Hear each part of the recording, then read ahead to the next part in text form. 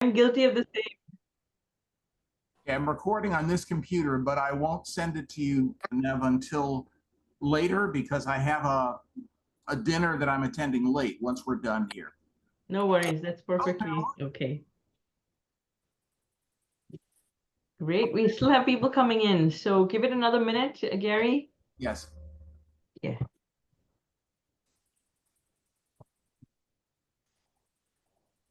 Hello, I enjoy your meetings. I'm so glad to hear that. I wish I spent more time writing. Everything's getting in the way all of a sudden. Oh, I know that feeling only too well. Yeah, but you're a good writer. I'm just starting. Well, thank you for the compliment, but I know the feeling very well. I am the oldest of six, and I would lie on the floor reading a book, and it would take your brother to the store, Right. take his diaper, do something. It's like, oh, okay. So I cherish my alone time, even though I have 5 kids of my own. They're all adults now, and I have 6 grandchildren. I cherish my time, my solitude to write. It's the few hours I take each day that are just mine are so necessary. Yeah. Fortunately, my better half has similar needs, so we can put distance between us and then come back together for a dinner or whatever later, and we're pleasant.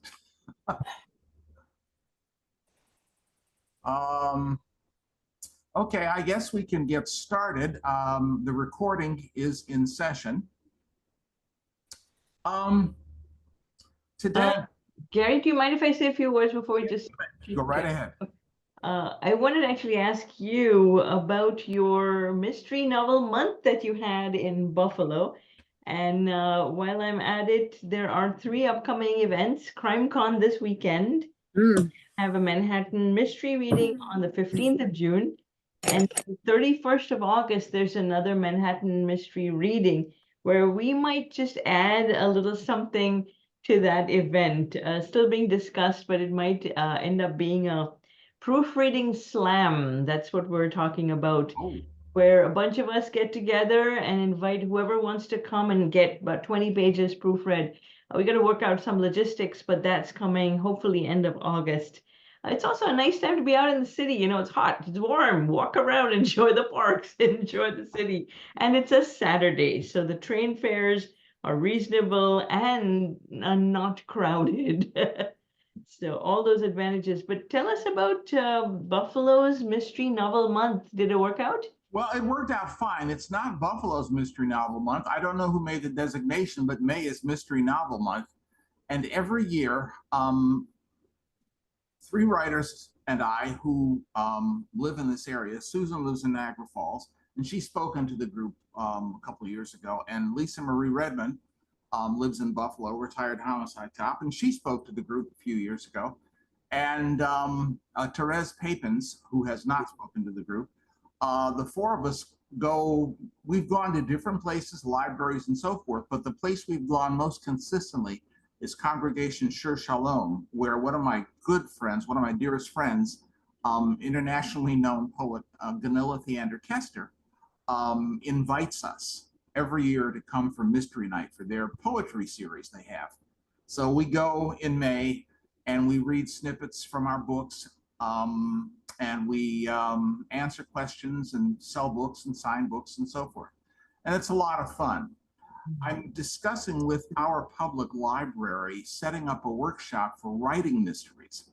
The person who responded to my email 3 months after I sent it said, yes, let's do that. When are you available? I sent back a list of available dates and I have not heard from her yet. So it may be another 3 months, I don't know. We couldn't do this in May because we couldn't nail down a schedule, but not next month, this month now. My daughter Madeline's best friend in junior high school or middle school has opened a bookstore. And it's a used bookstore in a neighborhood. And my daughter, who lives in Atlanta, said, Dad, can you do something to help Vanessa's bookstore, like a reading or something? And I said, sure. So I called Vanessa, and met with her and her husband, and we worked out some details. So we're going to do an appearance at her bookstore on Saturday, June 22nd. So Very cool. Very cool. well, we're trying. We're trying to do something here. I feel isolated from the city and unable to participate in things there. I have come down for the Edgars a couple times, for the Brooklyn Book Fair. It's just hard to get down and do it. And I was telling somebody about Rebels last year. And I thought, well, I can come down on the train, and the times didn't work out. And I thought, well, I fly down, fly back, and the times didn't work out for that either. So I'd have to spend a night. And then Al got the reduced rate at the hotel for people who wanted to spend a night. And if memory serves, it was $540. Whoa. And I thought that's something this retiree on a fixed income and modest book sales would pass on. So yeah, we all passed. Yeah. Yeah. That's Manhattan. You know, everything is expensive. Insanely expensive. But so do you have anything else, Dev? We can get started on Inverted Mysteries. Sounds good. Let's get going. Thank you. Okay. As I've put this together, one of the ways this CrimeCraft has evolved is it's turned into a writer's rap session. I kind of like that. It's something I haven't done in probably 25 years. I've done workshops that I was essentially in charge of, but I haven't been in a session where people just started coming up with ideas and talking since I was in my late 20s, early 30s. Since I'm now in my 70s, oh God, we're looking at 40 years. It's nice to be able to do this about something as specific as mysteries. And, you know, we've talked about various things, and we have some upcoming programs. We're going to, in July, we're having a guest speaker who does voiceovers for, I believe, animated things. And her presentation will be voicing the villain. September, it's going to be naming characters. October, it'll be mixed genres, inspiration from intersecting kinds of genres, you know, science fiction mysteries, or, you know, mystery romances and so forth, with Marie Crow. And November 5th, we were talking about doing, I thought about Plot Chat, and then I sent a proposal to Nev on doing audiobooks. And that's kind of going to be a step-by-step. I have to figure out how I'm going to share that, though, because I do the audiobooks for my publisher. And I've done 4 of my own and 3 from another author. And I'm hoping before I leave to visit my grandchildren on Saturday, I can finish the audiobook for the next book, probably the final book of my series. It's coming out in August. So, so we can talk about audiobooks because they're kind of fun to do. And so that'll come up. But I was thinking, what are we going to talk about in June? And last month we talked about short stories.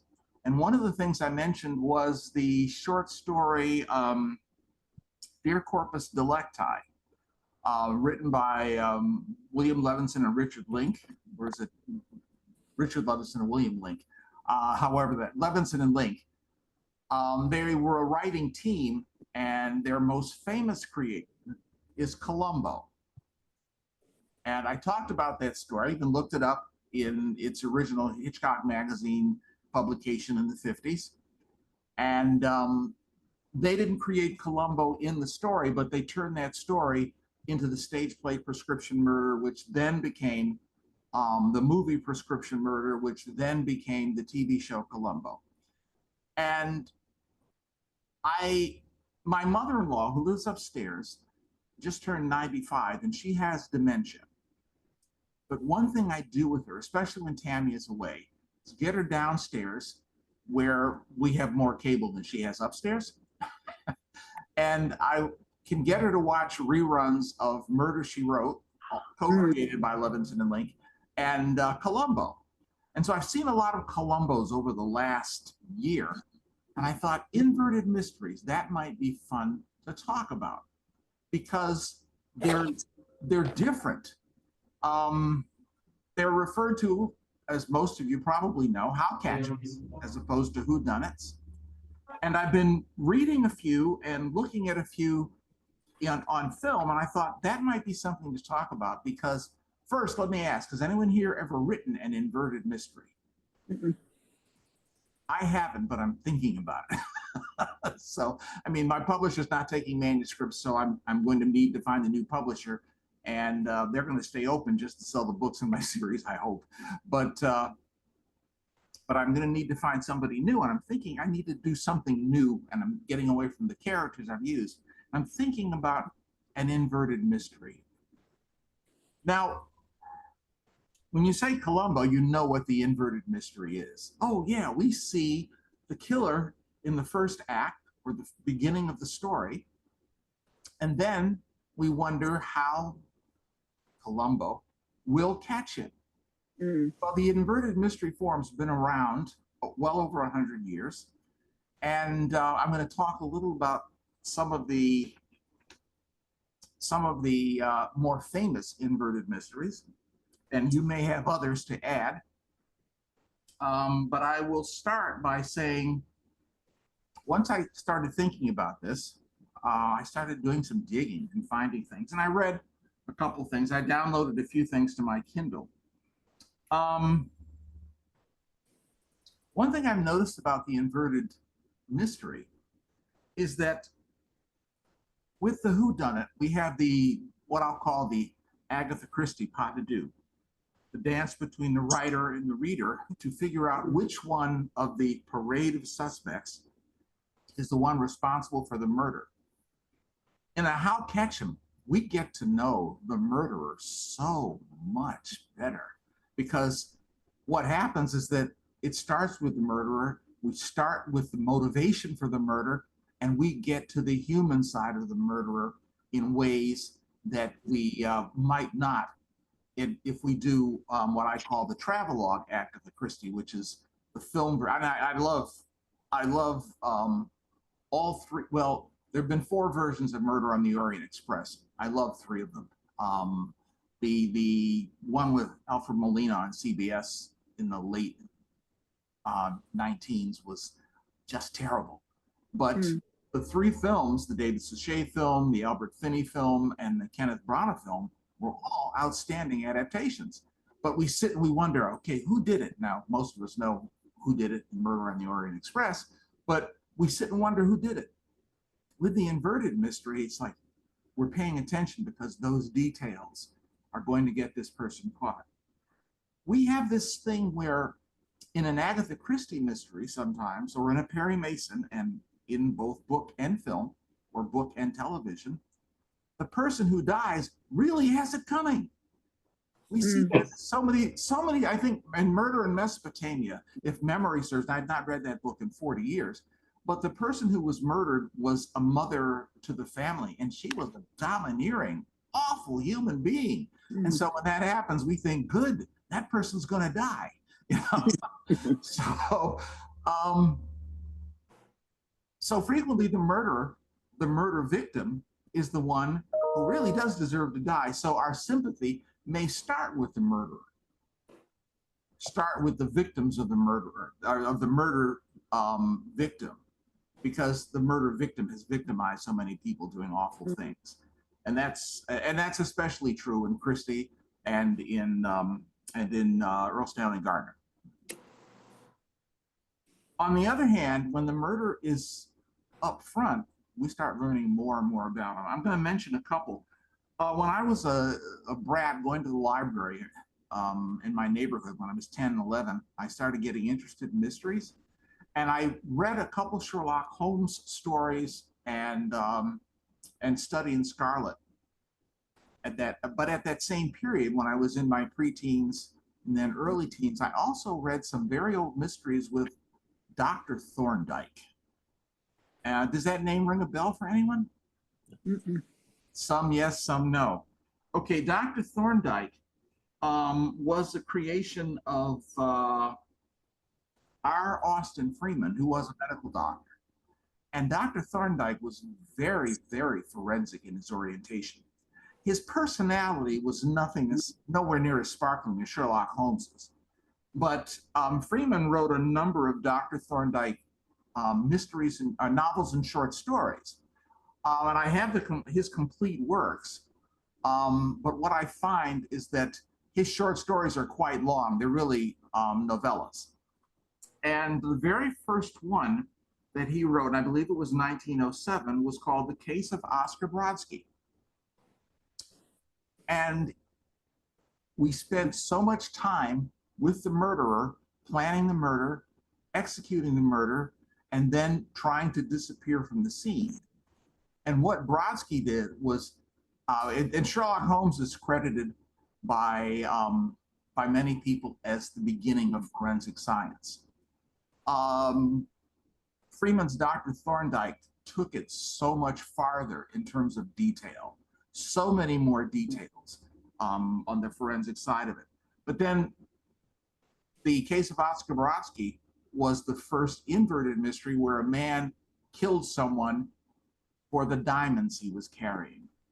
And Thorndike methodically, step by step by step by step by step by step, put it together with his assistant Jervis, who is nowhere near as intriguing as Dr. Watson. So, but Jervis is not narrating.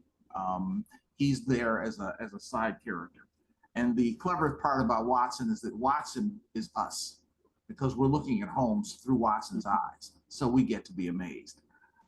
The first novel that I came across that was, because I think Freeman wrote several novels and short stories. Some were traditional mysteries and some were inverted, but I think 6 of his short stories are inverted and most of his stuff is traditional. And I had not read Oscar Brodsky when I was a kid. I forget what it was I read of Dr. Thorndike. And also I remember reading a detective called The Thinking Machine. These were in the inner city library that I made my second home when I was growing up. And I think he specialized in locked room kinds of mysteries.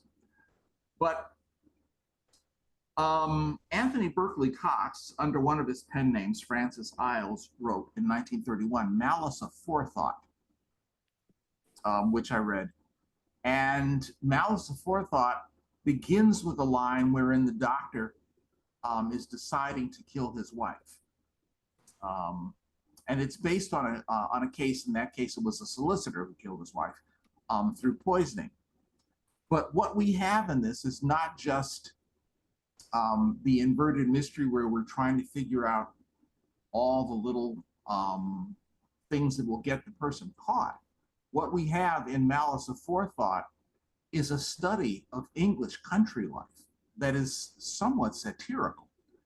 And this particular doctor, who is described as a little man, who's under his wife's thumb, and she's quite beastly to him part of the time, he is quite deluded about his masculinity and his appeal to women. He has a number of affairs with various women in the village, and he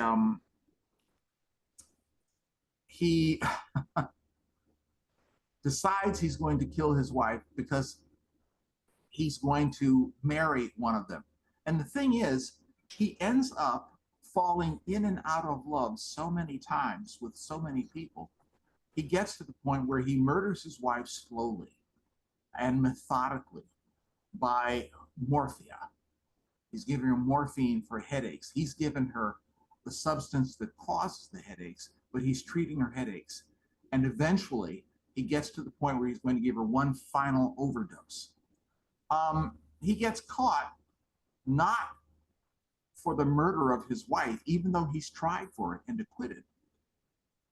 He gets tried and convicted of a murder he didn't commit and goes to the gallows anyway, which was a nice turn for the story.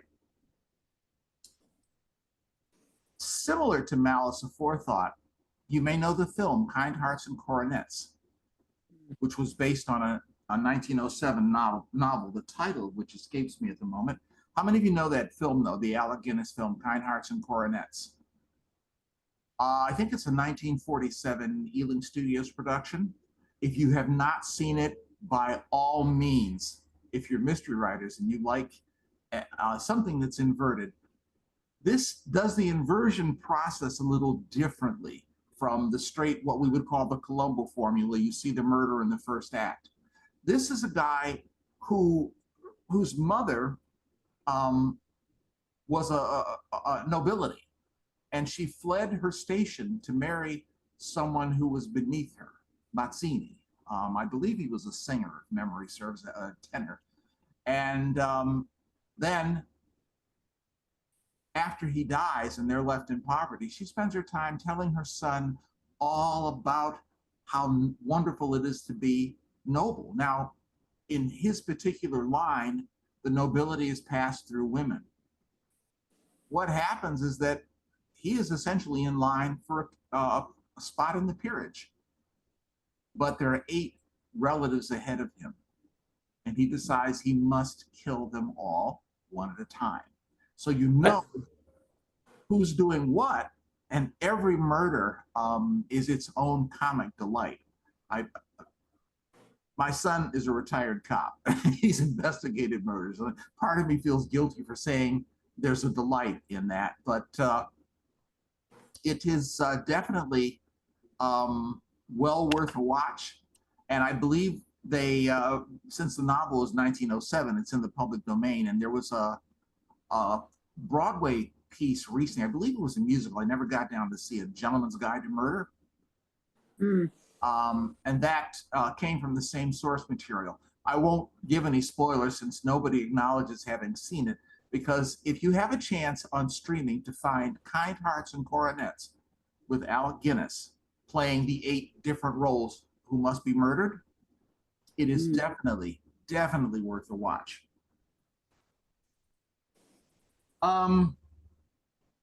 In the early 1950s, we had 2 outstanding examples of inverted mysteries, both of which won Edgar Awards. The novel A Kiss Before Dying, I believe that was 1953. Ira Levin, or Levin, I've heard it pronounced both ways, who's most famous for Rosemary's Baby and The Boys from Brazil, wrote his first novel, which won an Edgar, A Kiss Before Dying, which the New York Times described, and this is how effective the review was. When I read the book, I was, I believe, in my late teens, and the blurb on the book said, the New York Times said, inside the mind of a murderer that is like a medieval torture machine. And so, 50 years later, I still remember that blurb from the book. This book has been filmed twice. But the structure of the film does not capture the structure of the book. In the book is essentially in 3 sections. There are 3 intended victims: the first, the second, the third. And what we have is a man who is a veteran, who is going to college on the GI Bill, but who is determined not to be poor. He's determined he's going to marry into wealth. Okay, Pamela, you're nodding. Have you seen or read A Kiss Before Dying? Oh, you'll want to see it. What happens is that in the book, we have the first third does not identify him. He dates a woman who is one of his fellow students, and he decides when she gets pregnant that her straight-laced father will not tolerate that. So he murders her. Okay? We don't know who he is until the second third of the book, when he goes to murder her sister. It becomes a HowCatchEms in the middle of the book, which was daring structure. And then the final third of the book, the whodunit is in the middle of the book, and the final third of the book is HowCatchEms. And that had such a strong impression. I have a play being done in October here in Buffalo. And in the play, one of the people who kidnaps the central figure in the play, they're white supremacists who kidnap a black doctor who refused to follow their orders, not to operate on their son in an ER. And the son died, so they're going to punish him.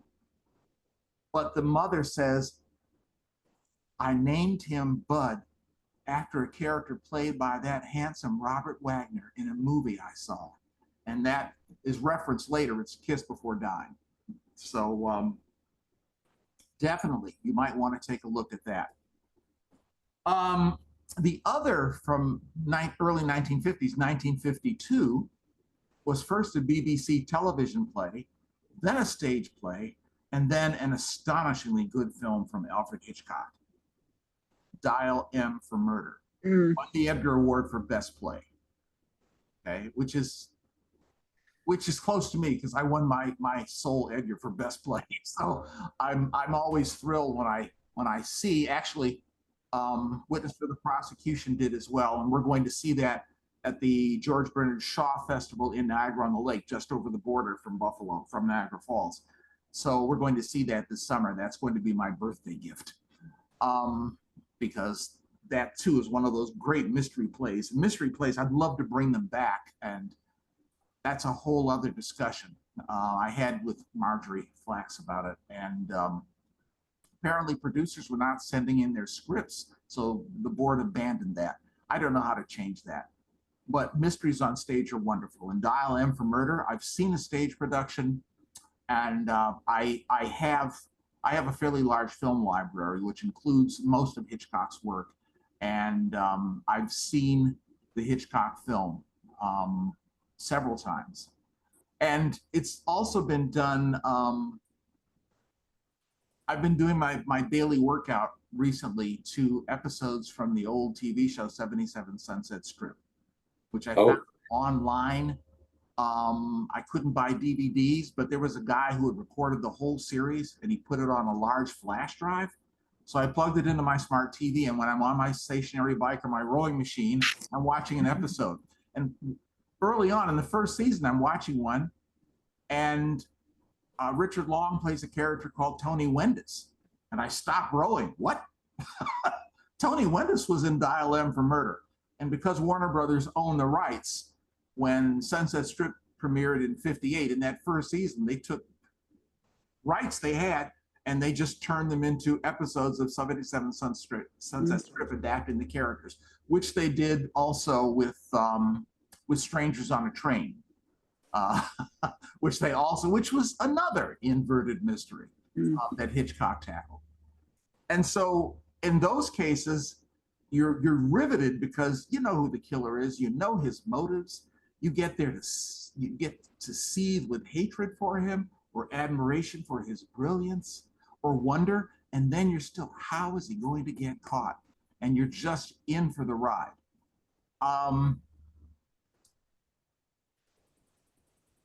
Columbo has spawned a couple TV shows that are imitations, in a sense, on Peacock. And this is the only reason I got the Peacock app for my streaming, is the Rian Johnson show. And Rian Johnson's doing a lot for mysteries on film with the Knives Out mysteries. He directed Brick many years ago, his first big success. But Poker Face. Oh, yeah. By Rian Johnson has a character who is a human lie detector. And somebody says something, and Natasha Lyonne, who's a wonderful actress, bullshit. It just comes out, bullshit. And because she knows. So then we know who did what, we know how it's going to play out, and we get caught up in the how is it going to work. And the same is true of Robert and Michelle King's, if you know their work, The Good Wife, The Good Fight, Evil, their current show, Elspeth, on CBS. features a character who is probably on the spectrum, who has an instinct for solving murders the same way. And so the inverted mystery there is an awful lot of fun. And all the details are there. And it's an amazing kind of mystery to watch when you start seeing little things. For example, on Columbo, the way somebody ties his shoes. Mm. When you see little things like someone forgetting to close a door or close a window. And I absolutely love inverted mysteries. Now I'm going to open it up to discussion. What are some inverted mysteries that you've seen? Because I know you have. You've seen, you've read. And what do you have ideas that might work for inverted mysteries? Okay, I'm going to open it up at this point. So everybody who would like to talk, feel free. You can raise a hand so I can see it. Or if you're just doing audio, you can click in. Al? I don't know if this counts. There quite a few books have start with a prologue where you see the crime being committed, but you don't actually get the identity of the killer yet. You get clues, but it's not completely revealed. Okay. Yeah. Any particular book stand out for you with that? There are a lot of them. Let's see. Just read one recently. It'll come to me. Maybe. Okay. Nev? Yeah, I'm thinking of two Hitchcock movies that were part of I teach every now and then Rutgers and the online, Osher Institute. And the two that I'm thinking of are Rope, where you see the crime in the first, I think, scene, like the first 10 minutes. Yeah, it opens with a strangulation. Exactly. Yeah. And then, I think through it, you're basically waiting for the two awful guys to get caught.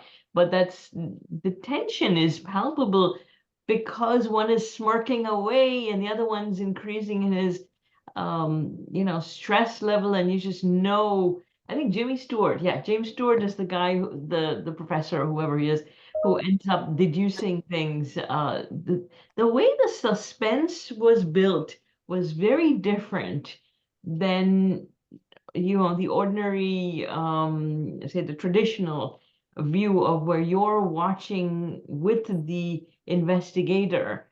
Here you're almost like a fly on the wall, so that structure was different because of the inverted mystery. And the other one is Shadow of a Doubt. Right, Yes. the older one where the little sweet little girl, and she's like, Yes. "Oh, Uncle Charlie, that's the one." And Uncle Charlie's a sleazeball, but it takes a while before she gets there. And then it's a coming of age story as well as having to. I think eventually he tries to kill her. He tries to throw her off a train or Because she something. knows who he is. And I think the actress is Teresa Wyatt. The script was by Thornton Wilder. Yes. I was going to mention that we have a lot of theater in our area. We have in Buffalo, we used to have 30 theater companies. We now have about 25. But we also have Stratford for Shakespeare, about 100 miles away in Stratford, Ontario. And just over the border in Niagara Falls, we have the Shaw Festival. My birthday present 2 years ago was a trip to the Shaw Festival where we saw a production of Rope, because it too began as a stage play. The really interesting thing in the Hitchcock film is that it is a film that has one camera shot the entire time. Hitchcock did not cut in that film. What he did was he would zero in on something like the character's back when the film canister was empty, swap canisters, and then pull back so that it's one continuous shot, and I have taught some film appreciation courses along the way, including showing Psycho the night that Ed Gein died. Ed Gein was the real life Norman Bates, and that that was in a summer class, and it's like, whoa, I'm showing you this film tonight, and this guy, wow, how's that for serendipity? Anyway, that technique of the long take, the uninterrupted take, is now it's done so well. There have been several films that had that. Orson Welles did it in A Touch of Evil in 1958. It was done at the beginning of Brian De Palma's Snake Eyes. They had not the most recent, the James Bond film Spectre opens with a long, unbroken shot at the Day of the Dead Festival in Mexico.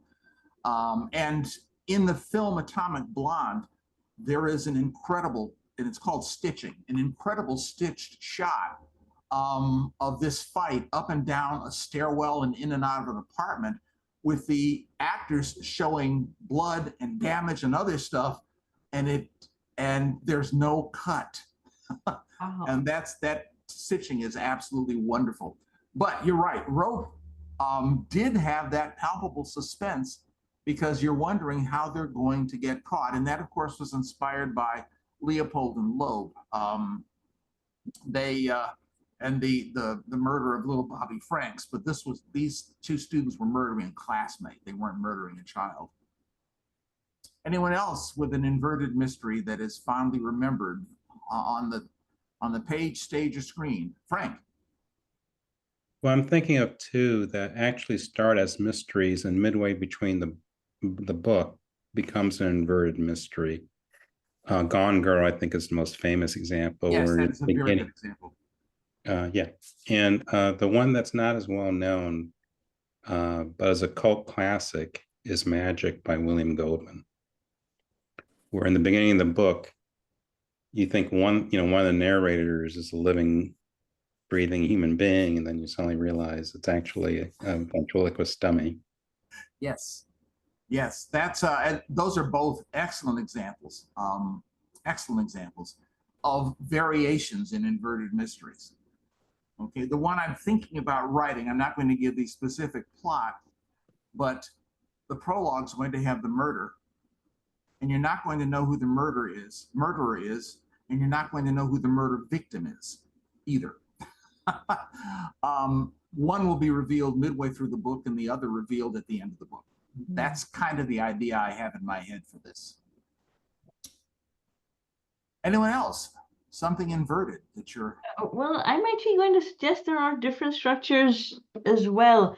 450 from Paddington, the Agatha Christie. In that, we don't know who the killer is, but we also don't know who the victim is. They can't seem to identify her up until the end. Mm-hmm. There's a double bluff going on, which I thought was quite interesting. It is the traditional investigator searching for the criminal, but they also then don't know who the victim is, because they think it's Martine somebody, and Martine actually shows up alive, so not Martine. But that was kind of unusual as well.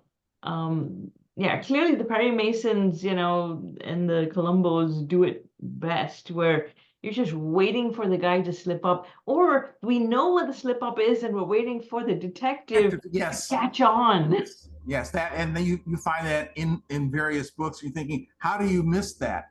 And sometimes if you're watching a movie of it, it's like, no, over there. You want to point, as you like screaming at the theater, don't split up. But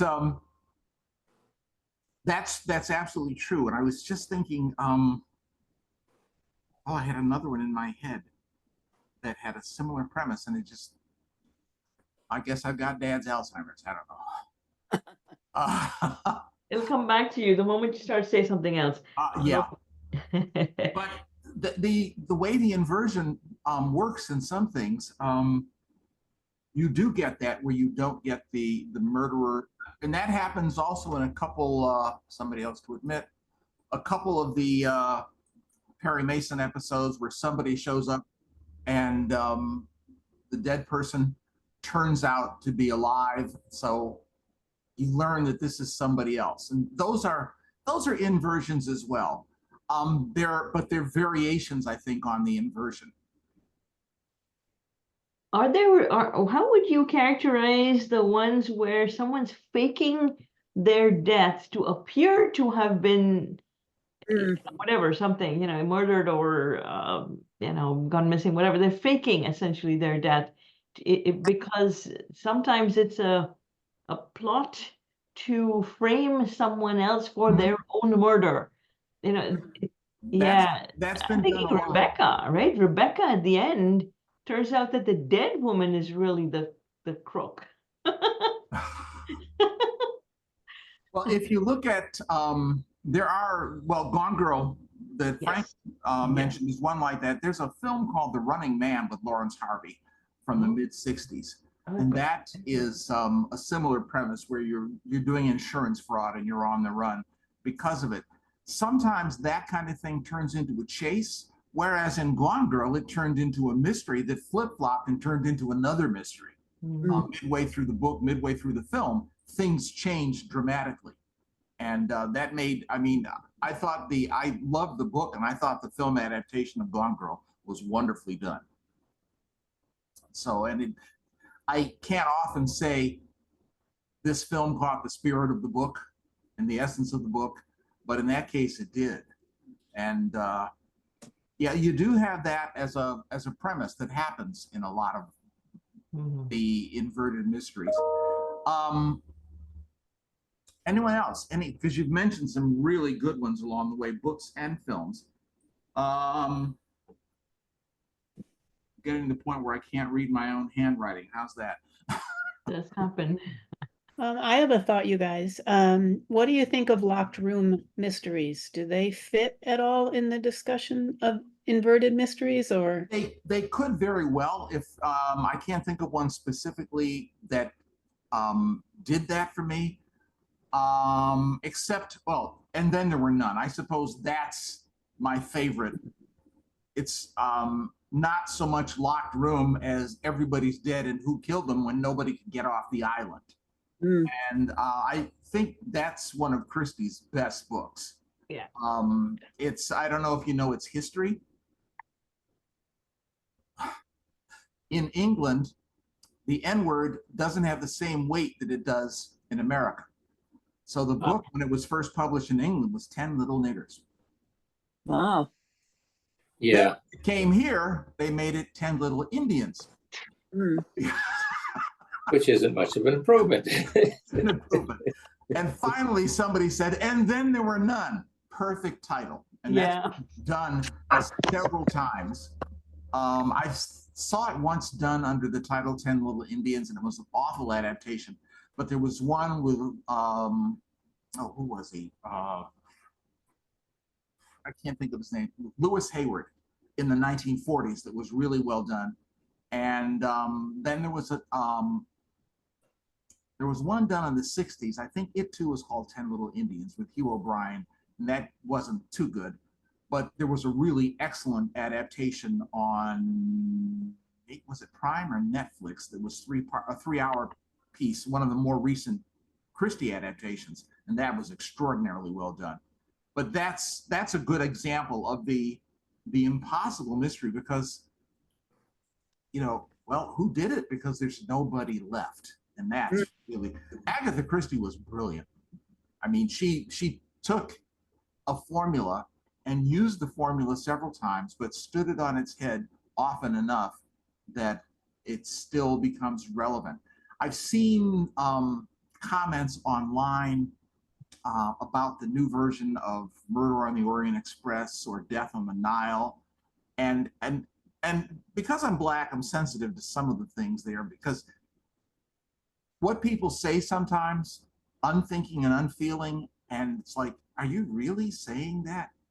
mm, And somebody wrote on for one of those films, complaining about a Black character, saying Christie wouldn't have had Black characters in her films or in her books and blah, blah, blah. And I'm thinking, do you not understand that Christie was doing a sociological snapshot of her time, of the class system? And what, are you saying we didn't exist in the 30s and the 20s and before? I don't know the point of doing this. And people sometimes are literal thinkers. I'm thinking, but artists can do lots and lots of things. Sure, the French military would not have a soldier the height of oh, I can't think of his name from Game of Thrones, Peter, who did Cyrano. Ah, Okay, he was a little person who did Cyrano, and it was a wonderful Cyrano. It was a good production. I've read people criticizing that too. Uh, it's like, no, just let an artist be an artist, because that's where you get a satisfying experience, and that's what you want. Whether you're reading it, whether you're watching it, whether you're seeing it on a stage or on a screen, the story, you want to engage you. You want it to be a satisfying experience. Other examples of inverted or off kilter, because we started doing locked room. You know, there are only so many ways we can do a locked room until we get to science fiction. And then we can have transporters and things like that that do those things. But otherwise, there are only so many ways we can do a locked room in contemporary settings. Now, there are lots of ways we can do them: trapdoors, hidden panels, all kinds of things we can do with those. But the number is still kind of limited in what we can pull off. Any ideas for an inverted mystery? it's definitely something I'd like to try. The key, I think, is to figure out sufficient reveals, because again, you're giving so much information to the reader up front that you don't want the detective to appear dense, because the reader now has all the cards. So there's got to be something urgent, something as the detective catches up to the reader, essentially. Some additional tension of now he's threatened. Now, there's got to be something escalating, because otherwise you've already given away everything to the reader, and now it's just how quickly will the detective catch up, which doesn't seem like a lot of fun. The tension needs to be there. So there's Yes. got to be something the reader doesn't know, that you have to surprise them with something. Yeah. One of my big complaints with the Perry Mason TV show, not the Perry Mason books, was that they withheld enough so that sometimes it wasn't a fair fight in terms of the reader, or the viewer rather, in this case, and the story, because Perry Mason would pull something out of his keister, some reveal, and where did that come from? And that was one of my complaints. I enjoyed Perry Mason, and somewhere I hope my mother is smiling, because she had me watching these things with her and passing Hitchcock anthologies and mystery books to me when I was little. So this is all her fault. But seeing that kind of thing was annoying, because to be fair to your reader, the reader has to have enough to put it together. And then the reader misses something because, oh, right. I have to say that keeping the mind engaged is one of the great joys of a mystery. I mean, every morning now, Tammy and I do the New York Times spelling bee game puzzle. That's right. And then at the end of the day, whether we're together or we're away, we will talk. Okay, did you hit genius? Yes. Okay, how many words did you have? 108. Oh, I had 104. And then we compare the words, and that's, frankly, I watched Alzheimer's consume my father. I'm watching it consume my mother-in-law. I don't want to be anywhere near that. And puzzles will keep me sharp. Doggone it, puzzles it'll be. But that's what it is. Frank. What happened? Well, I think what Nev brought up in her reaction. Okay, it disappeared. Oh, sorry, Frank, No. you're up. Yeah, go ahead. Yeah, I was just commenting, building on what you had said before. Gotcha. I think an inverted mystery calls on the detective or the detectives to carry the load of keeping the reader engaged. And it's almost as if their personality has to be so engaging that you're willing to sort of go with them on the ride and put up with them. And I'm thinking about some famous detectives that I wish had done an inverted mystery because they had enough of a personality to keep me engaged. I'm thinking particularly of Colin Dexter's Inspector Morse. Yes, yes. Because he was such a prickly, brilliant, prickly, interesting man, interesting character. Yeah. That if they had had an inverted mystery, I would have loved to have seen him capture the person. I would have been willing to go along with it. And to me, he'd be like a perfect fan fiction piece to do of Inspector Morse, where he does an inverted mystery.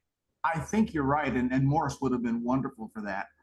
The other part of that with the inverted mystery, though, is that in some cases, and again, I will refer to Malice Aforethought, the killer, Dr. Bickley, was an engaging character in and of himself, and he was the focus of just about the entire book.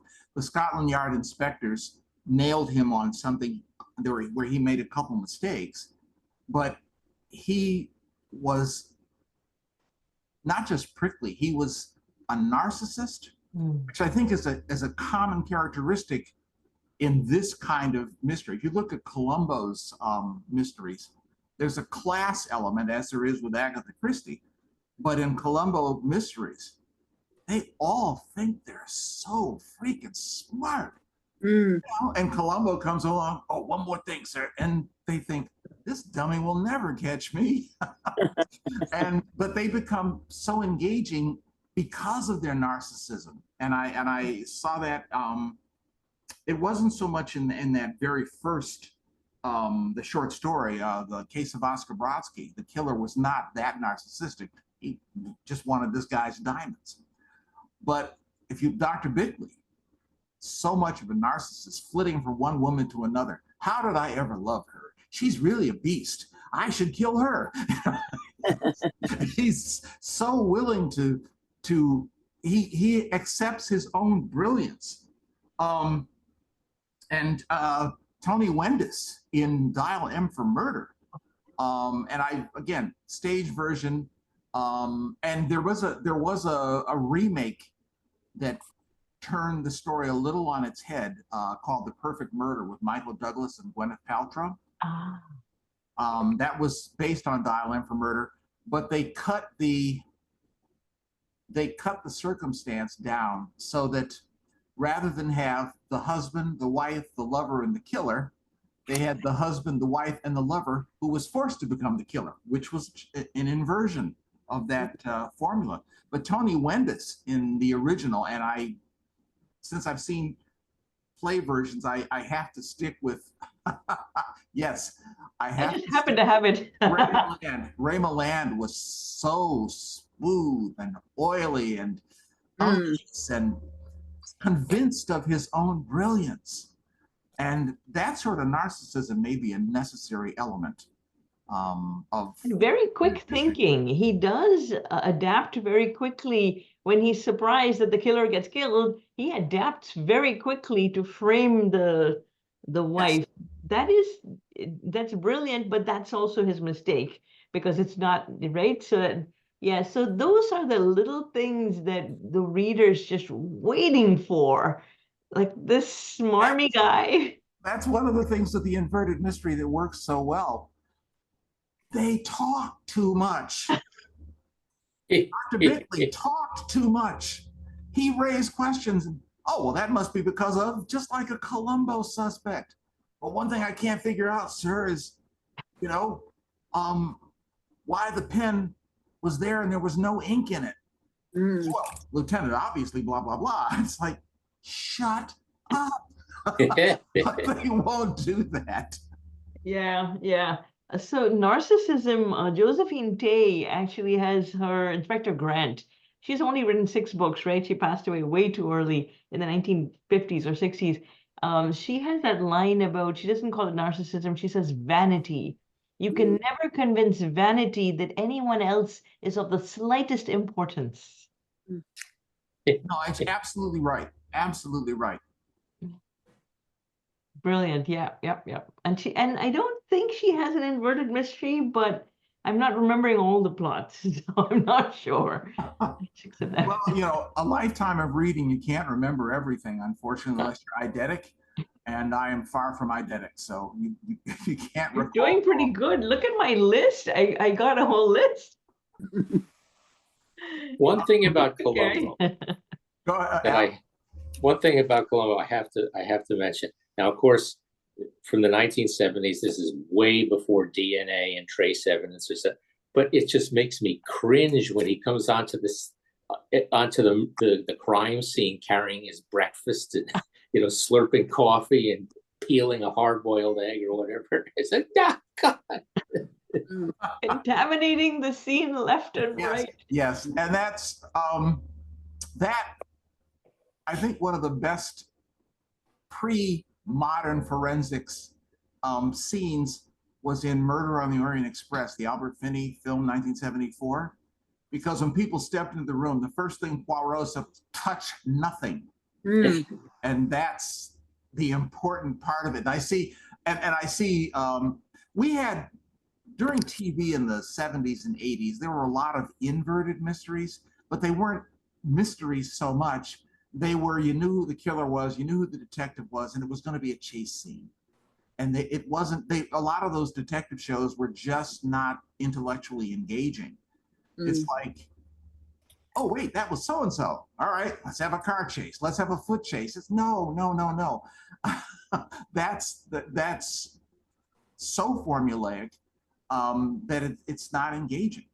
If you have a recipe for a good dish, you enjoy the dish. If you have a recipe for a bad dish, you don't enjoy the dish. So if I'm going to repeat dine, I want it to be a good dish. There were a couple of Columbos that messed with the formula, and I couldn't even watch them. I gave up after 15 minutes.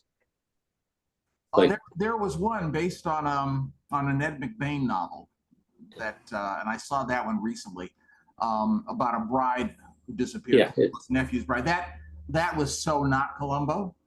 Yeah, and but in I think the first or second season, there was one with Martin Landau playing twins, and then it's like, oh,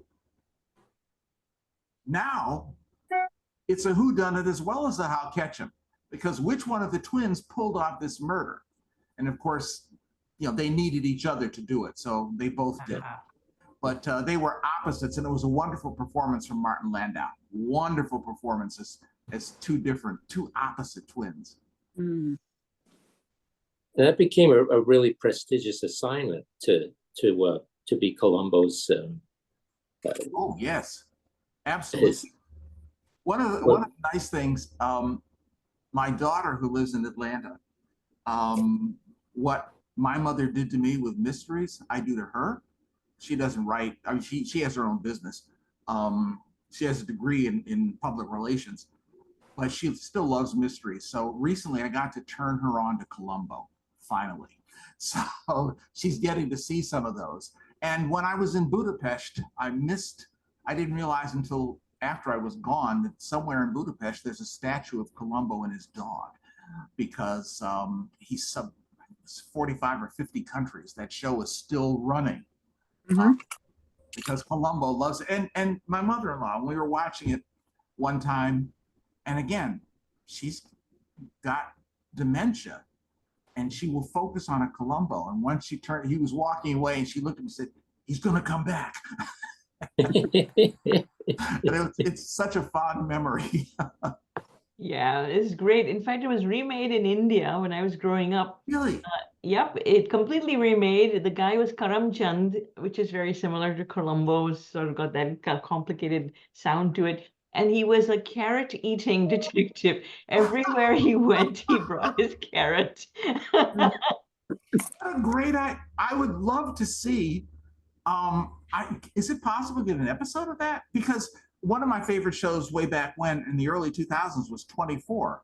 And India also did a version of 24, and I've been able to find a couple episodes of that online. I don't know. I haven't seen CrimeCraft in probably 30 years.